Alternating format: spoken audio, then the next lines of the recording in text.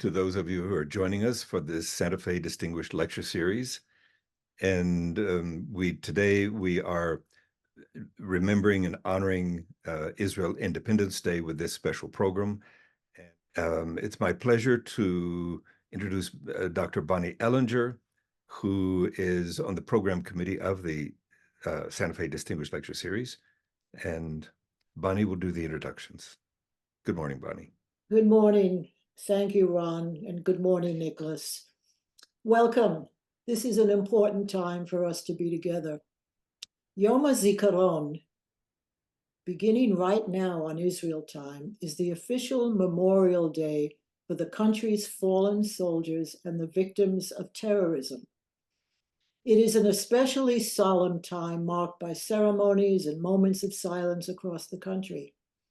It precedes by one day Yom HaAtzmaut, Israel's national holiday, which commemorates the Israeli Declaration of Independence on May 14th, 1948.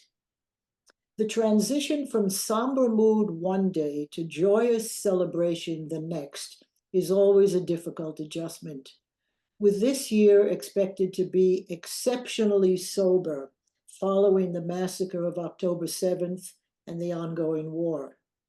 The families of the murdered, the tortured, the hostages, and the fallen soldiers, and many other Israelis, see little reason to celebrate this season. It will be notably different from previous years. We would be remiss, however, if we did not pay tribute to the founding of the State of Israel on its 76th birthday. So we would like to present an interview with the esteemed Professor Nicholas de Lange, who shared with us his translation expertise of Israeli literary giant Amos Oz a few weeks ago. At present, Professor de Lange is working on a masterpiece of Hebrew literature by the Israel Prize laureate S.Yizhar called Yamei Ziklag, The Days of Ziklag. It has never been translated into English. The interview has been recorded, but Professor de Lange will be with us from Cambridge, England, for the Q&A following the presentation. It's such a pleasure for us to be here with Nicholas de Lange and Oliver Geffen. Nicholas de Lange has been a very important translator for Amos Oz and other Hebrew writers. Nicholas, I understand that you're finishing the translation of a book from Hebrew to English now. Can you talk about it, please? I have spent a lot of my life translating. I started translating 50 years ago, and I translated most of the works of Amos Oz, a well-known Israeli writer, and also other Israeli writers. And then when I retired, I thought I need a project. I'm free now to do whatever I like. It happened to be around the time when Amos Oz passed away. So there's no more Amos Oz, and I wanted something else. And so the person who Israeli writers, particularly of the older generation, consider to be the greatest writer in Hebrew, particularly among writers who were born in the land of Israel, unlike, say, Agnon, who got the Nobel Prize for Literature, who was born in Europe and emigrated to Israel, was S.Yizhar, Samech Yizhar. It's his pen name. He was born in Israel, or at that time it was part of the Ottoman Empire, in 1916, and he died in 2006 when he was nearly 90. He was a wonderful, wonderful writer, and somebody who really deserves to be translated, so that people who are interested in Israel, both the politics of the country, the geography and the landscape of the country, and also the literature of Israel, should have access to this work. He wrote a number of books, but his key work, his most famous book and his longest book, was this book, Yemei Ziklag, Days of Ziklag, or Ziklag Days, which is really a book it's a huge book, 2 volumes in Hebrew, nearly 1,200 pages, which is very long for a Hebrew book, and it would be even longer in English because, you know, the Hebrew expands by about a third when you translate it. Enormous book, only takes a few days. The action takes place really in real time. The book, it takes about as long to read the book as the action takes. And every now and again there are time checks so that you can see how long it's taken you to read the last chapter. It says it's now 4:30 and you look back and you see it was 4 o'clock when the chapter started. It took you half an hour to read. It's a really fascinating piece of writing. It's a description of one episode in the fighting in 1948, what in Israel is called the War of Independence. And it's an action that takes place in the northern Negev desert between Israelis and Egyptians. And there are some local Arabs who are also fighting on the Egyptian side. And it's a group of Israelis who are given the task of mastering a particular hill. This hill has no name, it has just a number on the map. And they have no idea why it's an important hill, but apparently for some strategists somewhere, this hill is a really key place. And the Egyptian army clearly appreciate the importance of this hill. So you've got the Egyptian army and these Israelis who are citizen soldiers. They're not really professional soldiers. They're mostly people from a kibbutz who have been sent to take part in the fighting, and they fight backwards and forwards over this hill. Nothing happens. It's a book with a very little plot. Certainly not enough plot to fill 1,200 pages. But the book is taken up very largely with 2 things: with descriptions of the landscape and the ever-changing colours of the sky in the desert. And the other thing is the conversation of these kibbutzniks who are fighting to create a state. So it's really beautiful because it's very aesthetic. Yes, aesthetic. It's very aesthetic. And what is it what really caught you? Well, I think what really caught me originally was the fact that this book had never been translated. It was published in 1958. The previous book I translated was a book by Amos Oz, his last book, which was set at that time. And it begins with a description of a flat in Jerusalem in 1958, and it says, and lying face down open on the coffee table is a copy of Ziklag. You know, it was the book that everybody was reading in 1958. And in all those years since then, with all the people who translate from Hebrew into English, nobody has ever tried to translate it. And so I thought to myself, if you're a translator from Hebrew, this is the ultimate challenge. It has to be the book that would, in a way, crown a career as a translator. I have previously translated a couple of books by S.Yizhar. I translated one autobiographical novel called Preliminaries, and I translated a short novel which attracted quite a lot of attention, together with a former student of mine, Jacob Dueck, who's now a professor in Princeton University. And we continue to work together, and he is working very closely with me on this translation, as is a third person, Oliver Geffen, because it's really rather a lot for one person to do on their own. So how do you work the translation among the 3 of you? How do we do it? Yeah. Well, I started with Jacob, and we went through the text together, mostly in odd moments when we could spend time together, and to some extent on Skype. And we produced a draft of a large part of the book, and then we continued. And actually, we now have a draft of the whole English translation that was finished a year and a half ago. It took about 10 years to produce the first draft. Oliver came into it later, but Jacob and Oliver have different qualities. Jacob has a good knowledge of Hebrew, of a sort of the Jewish tradition of Hebrew, if I can put it like that, the Bible and the rabbis. Because Hebrew it's a very old language and it comes in layers. And Yizhar was a writer who used all the layers of Hebrew. He's a very, very inventive writer. One of the difficulties of translating him is that he invents words. He uses words in totally unfamiliar ways, and where a word has several meanings, he always seems to go for the most obscure and little-known meaning. So he's a really, really hard writer from the linguistic point of view. Really, it needs everybody. My knowledge I'm a professor of Hebrew in Cambridge University, so I know a little bit about the Hebrew language. Jacob knows a great deal. Oliver is a native Hebrew speaker, so he knows when the soldiers talk to each other, he knows the slang and the odd expressions that they use which come from the colloquial layers of Hebrew.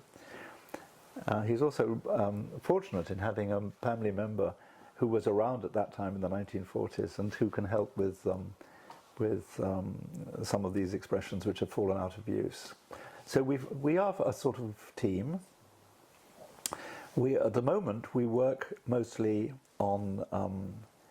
I work on Skype with Jacob every day when we can. Not every day actually now, but we did work every day. With Oliver, I work every day for an hour or so using WhatsApp or whatever is available. And then we meet whenever we can. When we can, Jacob comes over from New Jersey, or Oliver comes from London or wherever he is, and we worked, because there's nothing to replace working side by side, face to face. But we get a great deal done as well at long distance. It's an absolutely enormous project. I can really understand now why no one has ever tried to do it. There was a very fine translator who published one chapter of this book, and then I don't know what happened, she gave up.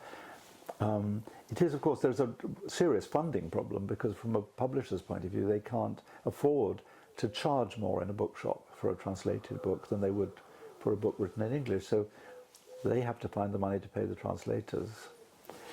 And I think that's a very serious problem from the publisher's point of view. But as far as I'm concerned, the intellectual satisfaction of translating the book is, and the fun that I have doing it with Oliver and with Jacob, these are the things that really count. Do you find, when you do the translation, that you have a different sense of the book in English than when you read it in Hebrew? Well, this is the problem facing all translators. I do not try to make a Hebrew novel into an English novel. I don't replace Zion Square in Jerusalem by Piccadilly Circus in London, or try to transport the book into an English setting. At the same time, it has to be English. It has to read like an English book. The language has to be convincing. I think where a lot of translations fall down is that the language stays too close to the original, and that's a mistake. And that's why it's so important that we have a process after the first draft, which is very faithful to the Hebrew, to put the Hebrew aside more or less and make sure that it's a book that sounds right, that reads properly in English. Now, when you're translating a book which consists to a large extent of a description of the colours of the desert or the changing colours of the sky as the day moves on, which has long lists of colours, which has words that convey the terrain, the roughness of the terrain, or the way the mountains change their look as the light changes and so on. You have to use all the resources of English. I borrowed a colour chart that's used by house decorators, which has different colours and their names, because I don't think that I know all the names for all the different colours red that there are in English. I know crimson and scarlet and so on, but there are so many more. And so I try to use all the resources of English. And I try to put myself in the mind of the author in a way and say to myself, well, if he were writing this in English, what would he do? How would he do it? And I think that's the real challenge. And then the soldiers talking, it has to be convincing. I have never served in the army. I'm just a little bit too young for that in Britain, and I'm not really familiar enough either with the way the army works and the names of army units and weapons and things like that, or with the way that soldiers talk to each other when they're a long way from their homes and their girlfriends and their natural situation. I have to make a very big effort to capture the way they speak, and they speak. These are very serious young men. They are very young, and they talk about everything. They talk about philosophy, and they talk about morality. They talk about music. There's a lot about music. They talk and think about their girlfriends. And whatever soldiers talk and think about, I have to try and put myself in the mind of somebody who's a fraction of my age and from a very, very different sort of world. And they come from farms, a lot of them, and they're thinking about the parents are getting old and the mule is getting old and needs to be replaced with a tractor. What sort of tractor would be the best tractor? Or what was considered the best tractor in 1948 that you could order from a catalogue and things like that. Great deal of research, of course. Yeah. When you interact in the translation, do you arrive to points of sort of like disagreement in the meanings or the way that something should be expressed? Mostly we agree about things, but I defer to Oliver when he says, no, it really means this. Quite often I translated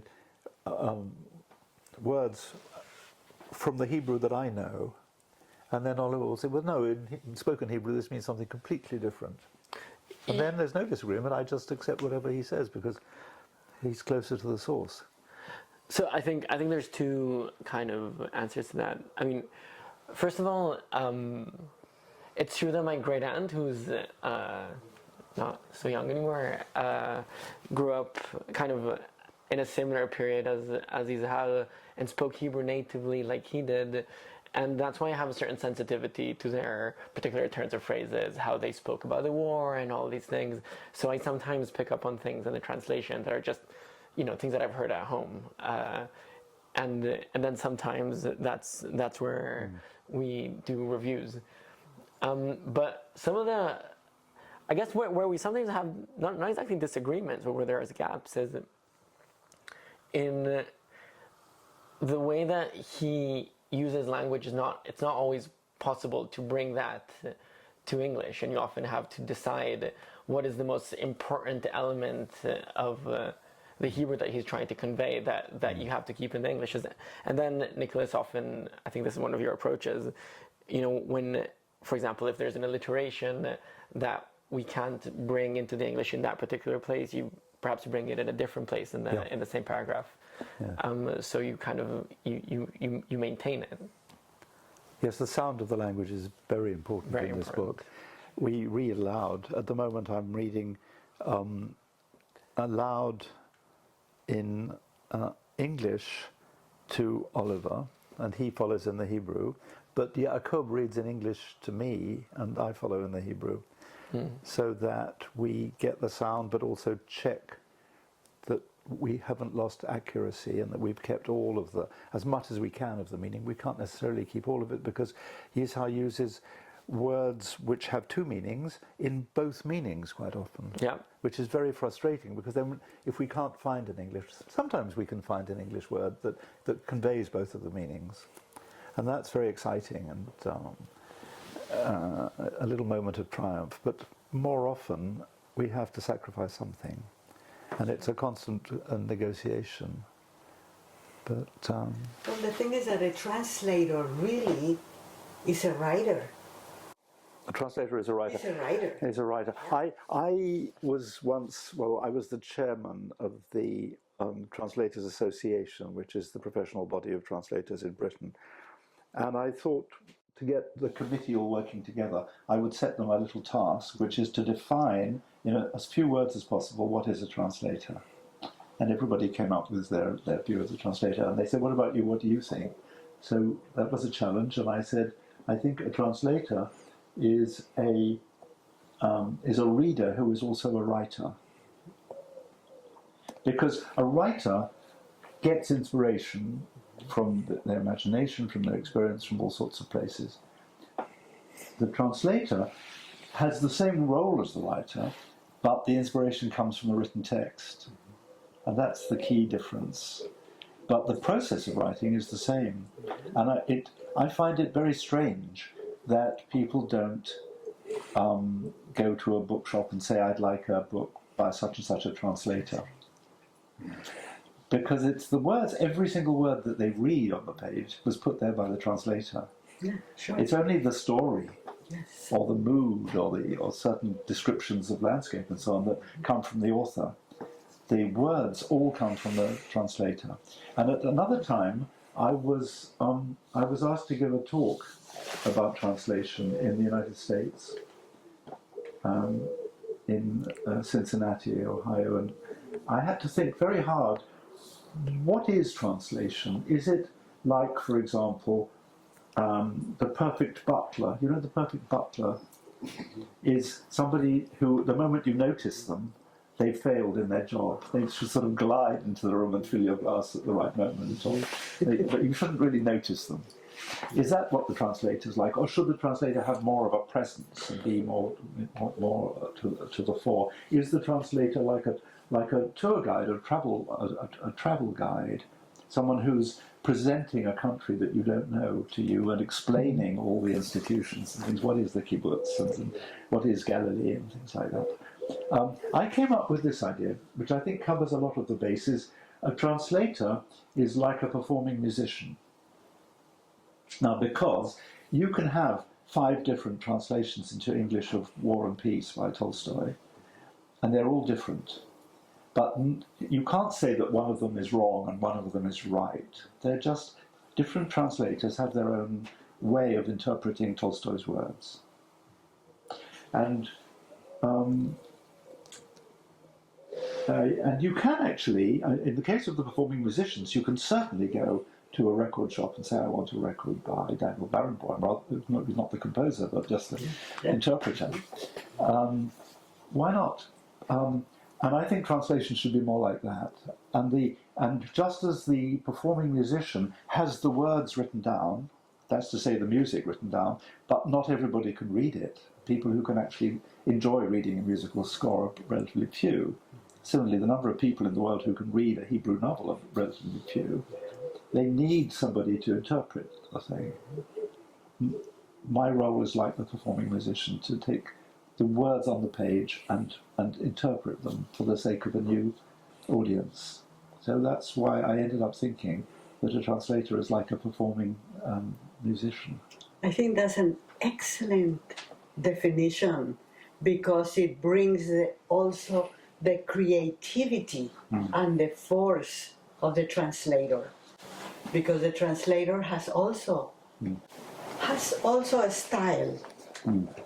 The same thing with and the just as you can have period Yeah. instruments or a modern interpretation, you can do the same with translation. You can am I trying in translating this book written in the 1950s about the 1940s, and I'm doing the translation in the 21st century? What sort of period am I after? Am I trying to create something from the 1940s or the 1950s, or from the 2020s? It is such an important book, this one, and it does belong to world literature. I can't really explain, I can't put into words what an important book it is.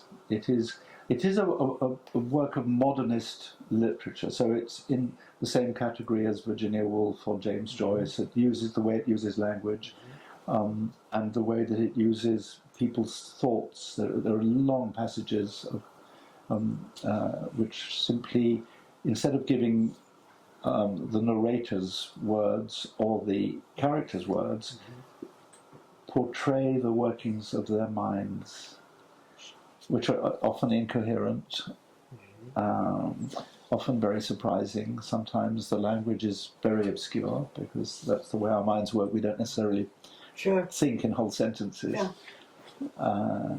And so this raises problems, again, about period, because it's a long time since Virginia Woolf and James Joyce were writing, and literature and language have moved on. But I feel that this is, in terms of Hebrew literature, and if you like, also perhaps Zionist literature, it is a monument, a really important monument. It came so soon after this War of Independence, as it's described. Yizhar himself, I don't know, you were saying earlier that you thought that he's considered to be an anti-Zionist or writer in Israel. I don't see him as anti-Zionist at all, but he questions Zionism very deeply.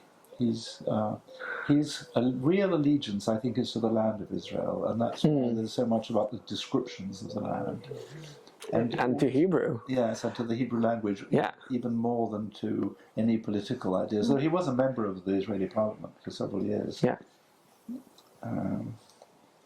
But he didn't do much politically, I think, as a member of the parliament. He was more concerned with, famously, rescuing some ancient olive trees, you know, and saying, no, you can't dig them up, that sort of thing. The landscape is so important to him. Sure. Yeah. The role of the writer was extremely important when the state was being created. And I don't know if it's an Eastern European thing that was inherited by Israel, or if it just developed in an organic way, but there is an idea that the writer is a bit like a prophet, and a bit like a politician who's above politics, and who has a broader view. And so people turn to the writers to give some sort of idea, overall idea. And several writers in Israel filled this role. I think in the later, present generation, this idea is rather faded, and writers in Israel today tend to write like writers in Britain or the United States, about individuals, individual predicaments, and stories about people, anecdotes really. But the older literature is all about building the state, and Yizhar is no exception. In fact, more than most, because he was a person who questioned the morality of what was going on. The previous book that I translated with Yaakov Duek, which is called Chilvet Chizeh, the name of a fictional village, is a terrifying story about, again, a group of Israeli citizen soldiers whose job is to clear the population from an Arab village during the fighting. Put these people, and the people in question are not are not fighters. They are old people, children, women, and put them on lorries and take them beyond the Green Line. And this story conjures up echoes of the Nazis in Europe. In fact, a film was made of it back in the 70s, I think, and there was an attempt to stop it being shown on television in Israel because it was too raw at that time. Yeah. And for people who say that he's a critic of Zionism, will say, well, in this book, particularly the narrator in this book, says, well, what are we doing? What are we doing to these people? We're sending them into their own diaspora, and we have come back from our diaspora, and we're creating a new Arab diaspora. And what are we doing to these people? And then they also say how beautiful the Arab villages are, and that we're going to replace them with some awful housing development. You know, it's quite critical in a way, but it's critical from the inside. I don't see it as anti-Zionist. But what happens in several of his stories is that people are put into predicaments where they question the morality of what they're doing. There's one story where some soldiers pick up an Arab shepherd with his sheep and put them in the back of their lorry, and then they have to decide what to do. Do we take them to a police station? Do we take them to an army base? Is it right what we're doing? You know, and what are we doing with all these sheep? It's very fascinating to see how the concept of this state which is coming into being is being constantly questioned. It's extremely honest, and it also doesn't shy from seeing the humanity of the people that you are, I guess, in Khir B'Tchiza, displacing, or here even the soldiers on the other side that you really never come across. And he does think about them, doesn't he? He thinks about their families, the kind of the homes that they grew up in, and kind of their wishes and what they must want to be doing instead of being kind of in the desert right now. And there's a very sharp distinction between the local Arab farmers, because although it's the desert, it's semi-desert, there is some farming, and the Egyptian army who have come in from Egypt into Palestine, and he doesn't see them at all as the same kinds of people.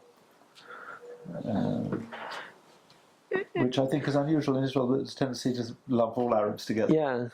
Yeah.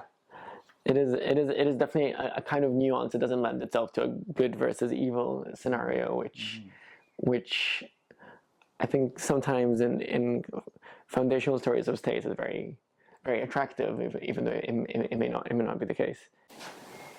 A remark of Franz Rosenzweig. Franz Rosenzweig was one of the greatest Jewish translators, because he set out to translate the Bible with Martin Buber into German. Then he sadly got ill and died in the course of the work. But he was very, very interested in translation, and he said at one point, only somebody who is convinced of the impossibility of translation is fit to undertake it. You've got to believe that it's impossible, otherwise you can't do it. And I've been inspired by that saying right throughout my work as a translator. I do not think there are easy solutions to the problems of translation. I really think that translation is impossible, especially when you translate from one language to another language in a different language family. Mm-hmm. Hebrew is a Semitic language officially.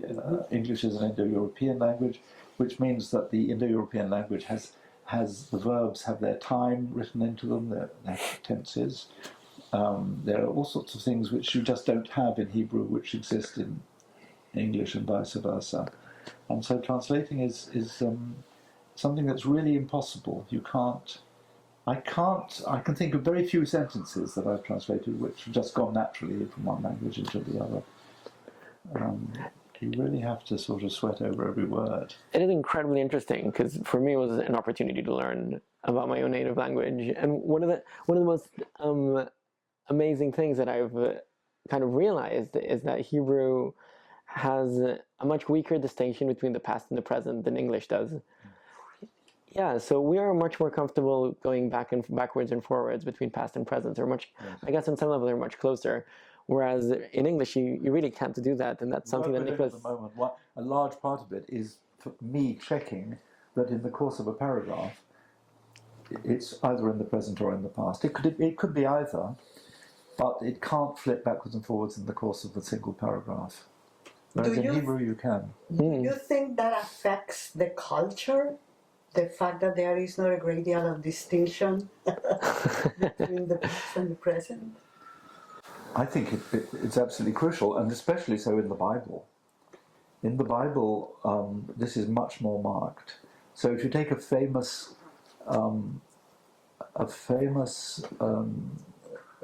biblical passage like in chapter 7 of Isaiah, where it says apparently that a virgin shall conceive and bring forth a child, and this is such an important passage for Christianity, because the idea is that the child is Jesus. Well, it could say a virgin has conceived and brought forth a child, or a virgin has conceived and will bring forth a child, or a virgin will conceive and will bring forth a child. You can't really tell from the forms of the verbs in Hebrew Whereas I think in English you have to decide which does it mean. But it becomes a real theological issue. What time this sentence is in. And this is true quite often in what we're translating, that you have to decide, was it something that we're talking about in the past or something that's in the present? In the present. I don't know. It's already been 11 and a half years, I think, for me, and it could easily take another 10 years or so. I hope it doesn't take that long.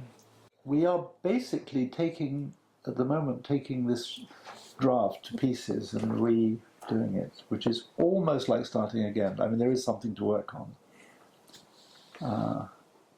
It reminds me of in the old days when we used to have our suits made by tailors. They used to make the suit, and then you'd go and see them, and they would rip it all. Yeah. They had these little knives, and they cut the suits, and you end up with bits of cotton, and you have to start again. It's rather like that. We've got the material, but we've got to rip it apart and put it together again. It's never ending. I hope we will stop eventually. The last stage would have to be reading it through in English without looking at the Hebrew at all, confident that we have checked and rechecked the thing for accuracy, because I consider myself to be a very faithful translator.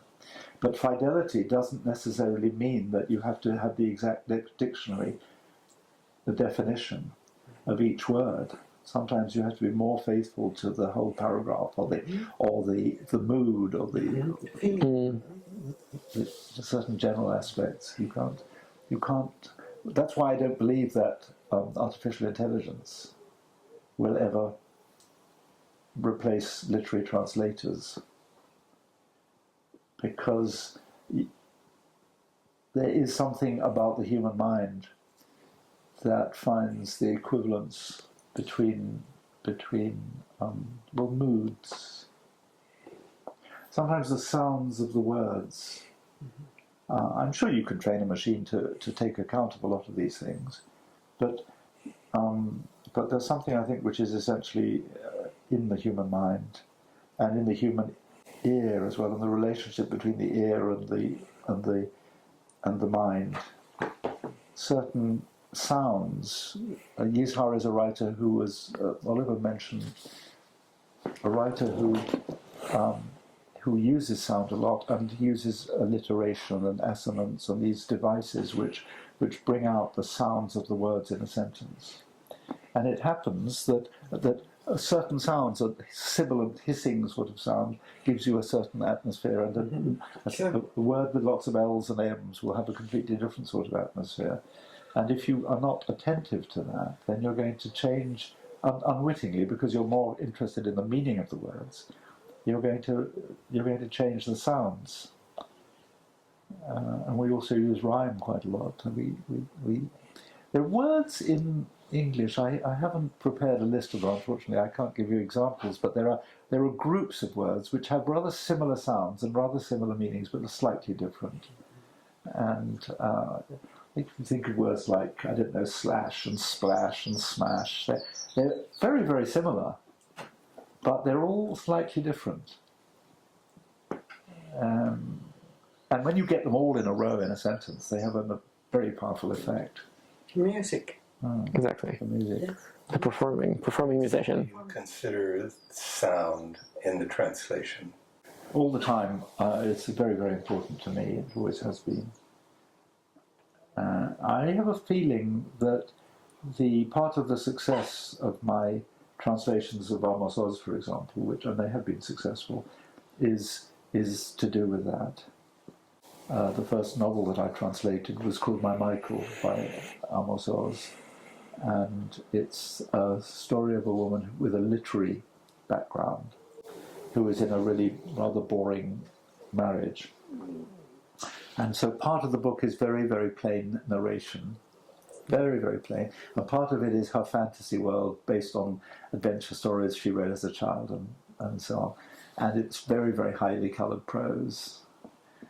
And sometimes it's like writing a poetry. It has a very strong beat, and it uses very, very highly coloured language. and I think this translation was very successful. I think it's partly because I somehow managed to convey that in the language, and it's a slightly extreme example because the book sets out to use language in a particular way. But I think it's important with all writing that it suits the subject matter perfectly. And by the way, that is true of anything. It's true of a scientific article or a letter. And yet, I think a good writer, writing about characters, writing about situations, writing about places, is also very attentive to the language. And so it is the same process as the writing, but in this case you are to some extent, I don't like to say shackled, but maybe guided by the existing text in another language. So you have signposts, the original will go faster or more slowly, and it'll be using a certain kind of vocabulary and so on, and you have to respect that. But it is definitely a creative process. So, Oliver, you're reading this book since you're a very young person, an Israeli. Yeah. How has this book impacted you?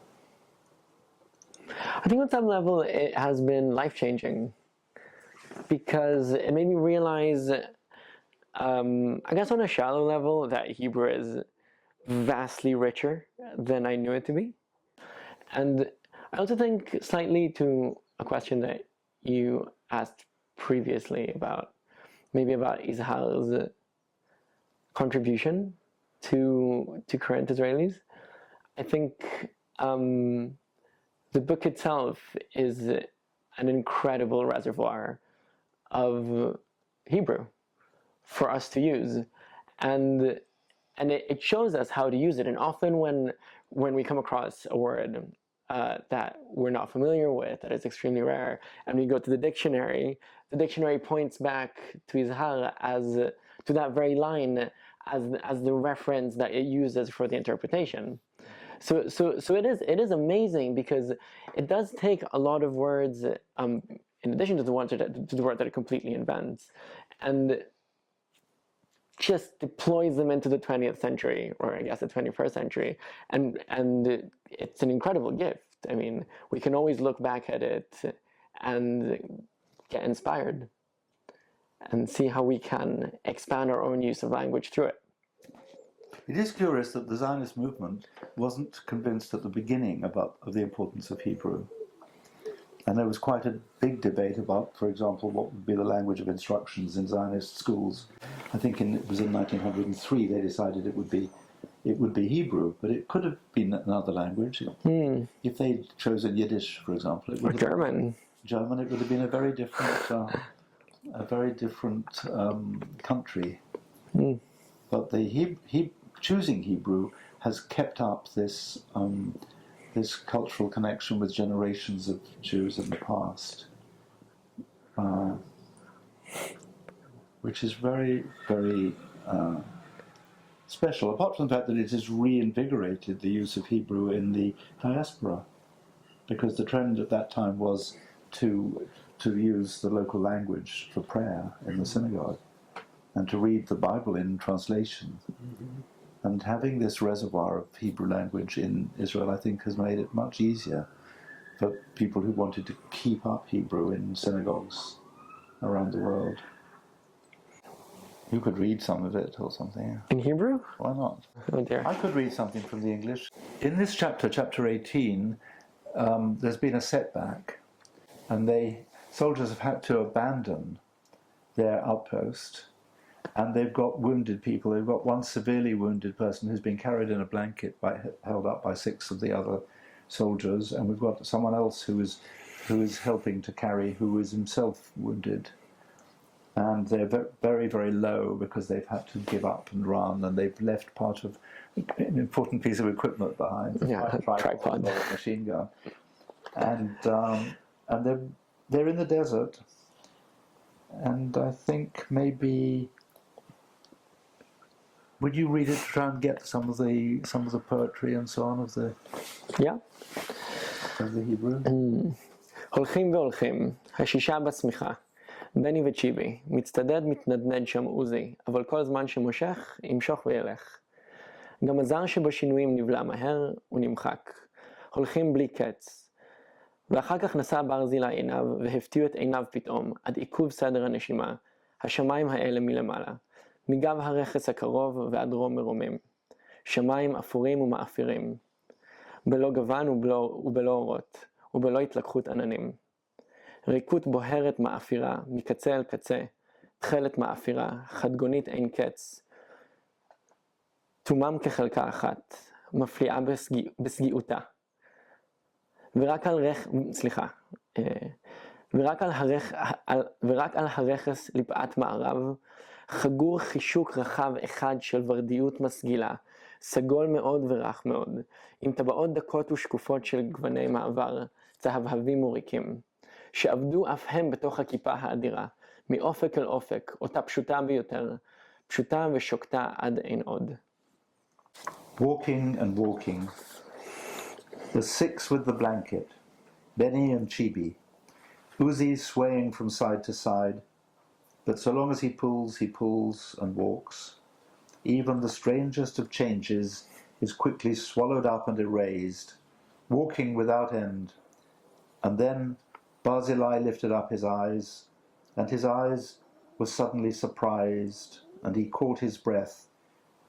By the sky above, from the spine of the nearest mountains to the highest heights, greying skies, without colour and without lights, without conflagration of clouds, clear grey emptiness from edge to edge, the blue greying, endlessly monochrome, its innocence like a single field, astounding in its sublimity. And only upon the range in the furthermost west, a single wide hoop of rosiness tending to purple in circles, very purple, very soft, with fine transparent rings of transitional yellowing, greening hues, which also disappeared within the mighty dome from horizon to horizon, which is most simple, repletely simple and calm. Only the golden sawdust was moving and dancing without wind, like midges at harvest time, and apart from them, as you walk attentively, as you walk stumblingly, walk with your eyes up above, dragged after the blanket as of your own accord, the world was entirely still, clean and weighty, without adornment, without any self-adornment, and only great in its distance, naked and open, revealed and simply just like this, until a shiver scrapes your spine on recalling the feeling that there is nothing above this, that this will not pass. Everything will pass, but this. There is one thing I forgot to mention, which I should have mentioned. S.Yizhar was a master of the long sentence. Hebrew does not tolerate long sentences. There's something almost Proustian about these long sentences, which are very hard to construct in Hebrew. It is something quite unique. I don't know any other author in Hebrew who has such long sentences.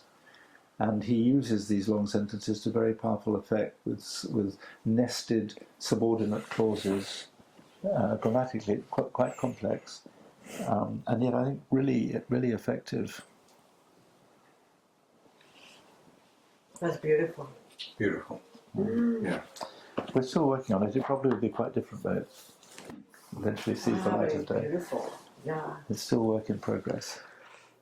Nicholas, thank you for telling us about your thoughts on translation and language, and letting us into the mind and feeling of an insightful and poetic translator. Okay, so we're back to Bonnie and Nicholas, and let's the questions that we might have. The first one that I see here from Charles Thorne. Suppose that each of you translated this program of oral discussion into written Hebrew. What criteria would you use to evaluate how effective it would be? How would you ensure that the sounds, moods, and related issues in this discussion are well translated? Do you think you might better translate this discussion? Who do you think might better translate this discussion better than yourself? Okay, Nicholas. Let me just say, first of all, I am not a translator into Hebrew. I know nothing about translating into Hebrew. And also, I'm a literary translator. I can only work with literature, something which has been forged in language. So I have absolutely no experience of translating oral words, and I don't really know how I would begin. I think I would know how to judge if a translation was effective, and that would be simply if it had the same effect on somebody listening in Hebrew as the English original had on somebody listening in English. That's all I can say. It's a very hypothetical question, so I can only give a rather hypothetical answer, I'm afraid. Okay, here's a question, Nicholas. I don't think you mentioned this, but has the Days of Ziklag been translated into European languages? I don't believe that it's been translated into any other language. Oh, that's fascinating. I would have thought that it might have been translated into German, for example, or Russian. No. Not so far as I know. Okay. Here's another question. Yizhar Smilansky, Samech Yizhar, died in 2006. Is that correct? Yes. Yes. Okay. Did you ever get a chance to discuss a potential translation with him? And if not, has that made it more difficult for you? Did you know him? That's a good question. I knew him in the sense that I met him on a number of occasions. I spent an evening in his home with some friends back in the 1970s. I've been to a conference on Amos Oz where he spoke, and I've spent time with him. I visited him not long before his death in his home and had lunch with him. But by that time, he was worn out. He was very tired and hardly spoke. I never, ever discussed any of the translations I did of his own work. However, his daughter-in-law, one of his daughters-in-law, was also his editor. And she has written a huge biography of Yizhar, and she has access to his library and his archive. And so in a way, she was very, very helpful in translating a previous book. More recently, she's been busy with her own writing, but I know that she's there to answer questions if I need them. And so there isn't the same obstacle you have with normally translating a dead author, where you just wish you had the access that you would have with a living author. So I think it's a slightly complicated answer. Yeah, well, it's a complicated issue, I believe. Here's one more question from me. Do you work on more than one translation at any given time? And if so, do possible differences in language register become confusing? Well, as it happens, I don't. I don't think I ever have. Because each one is a task and I confront it separately. But I do write other things concurrently. So I might be working on, let's say, a scholarly article or a piece of writing for a magazine or something, which has a different style, different requirements, and that doesn't get in the way. So I think there is something in the mind which instinctively organizes things in such a way that you don't get too much interference. Mm-hmm. I think you know that there's a constant problem with the translator, that some translators have, and some writers as well, have habits that get in the way, that they have a particular way of expressing themselves. It may be the words they use in certain circumstances. They always say begin or start or commence. And it's just a habit. I try very hard in literary translation to, so as well as I can, to get rid of that. Mm. So that I'm always simply confronting the paragraph in front of me and not allowing interference from elsewhere to come in. So I feel that even if I were translating two different texts simultaneously, I don't think they would interfere with each other. But again, that's hypothetical.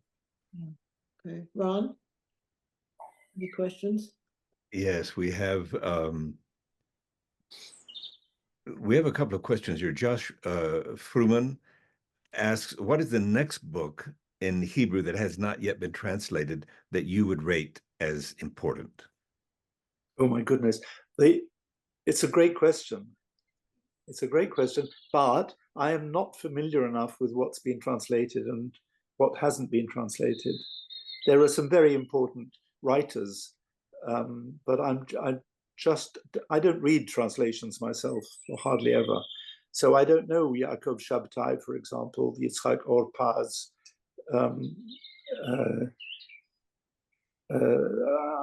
Actually, it's invidious even to begin to mention them, because Israel has an extraordinarily large number of very good writers.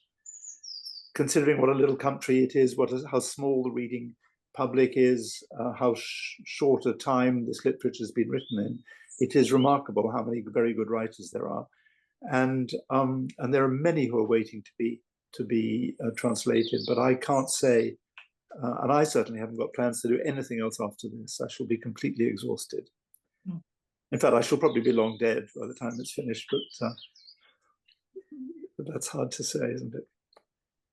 I can add to that in that a very well-known contemporary Hebrew writer is Maya Arad.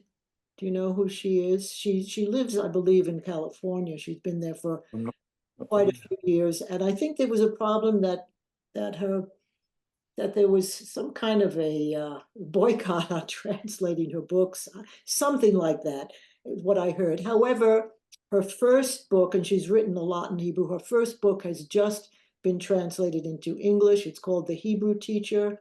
It's 3 novellas in one book. I just finished reading it recently. So that's her story. Ron? Yes, Paul Slater asks, was Yizhar's endless descriptions of Israel's sky and ground an attempt by him to conquer and appropriate the land of Israel through words? I don't think he needed to conquer the land. He was born in it. He was part of it. He describes in the autobiographical novel that I translated, Preliminaries, which was the first of a trilogy. I haven't translated the other two. You feel that how he is part of the land. He belongs to it. He doesn't belong anywhere else.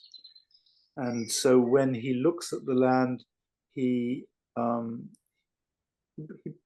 it. He owns it. Sounds a bit possessive. I don't mean that. I mean that he is part of it, really.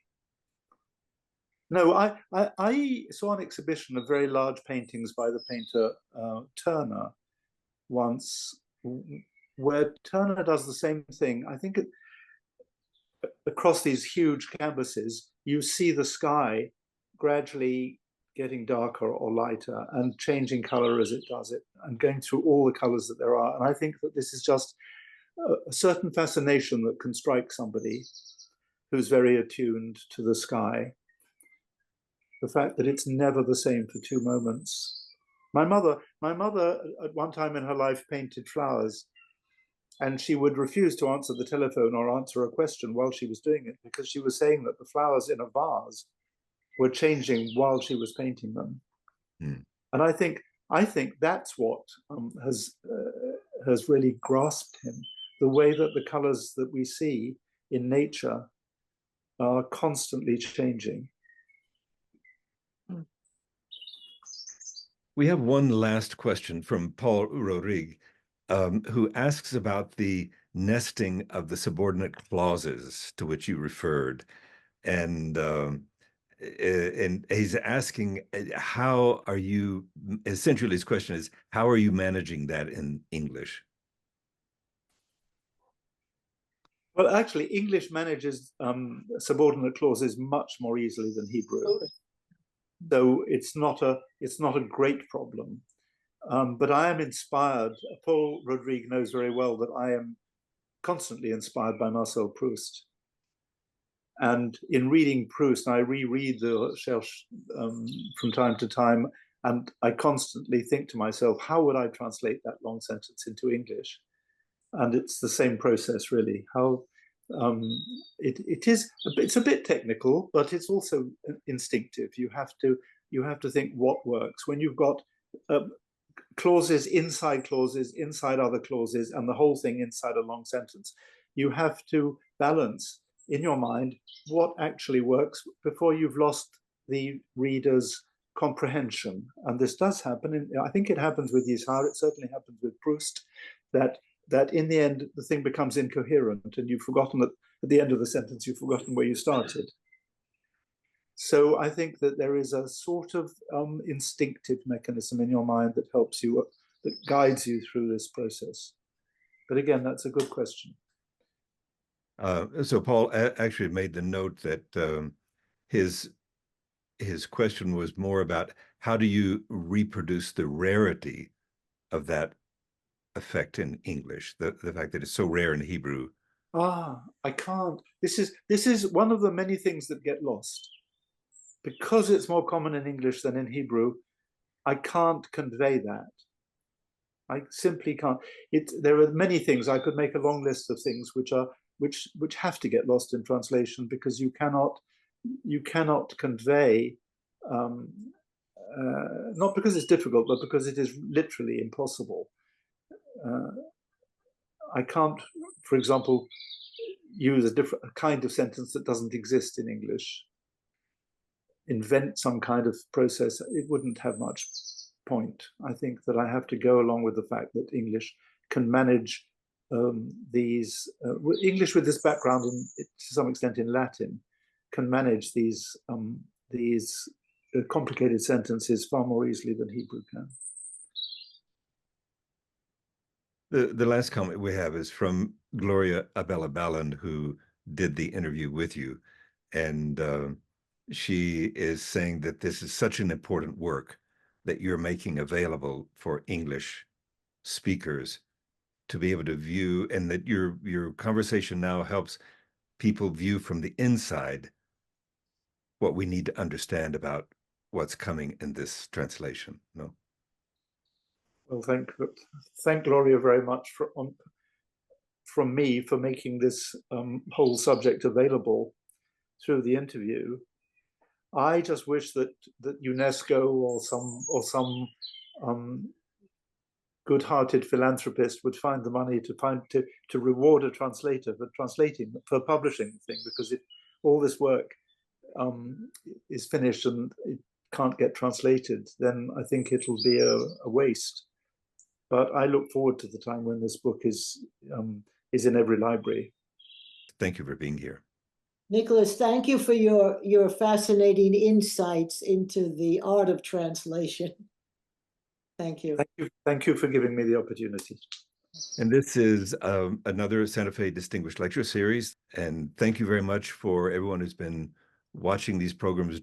We appreciate Nicholas appearing in 2 of these programs, helping us get into and understand Israeli literature in more depth than we've ever done before.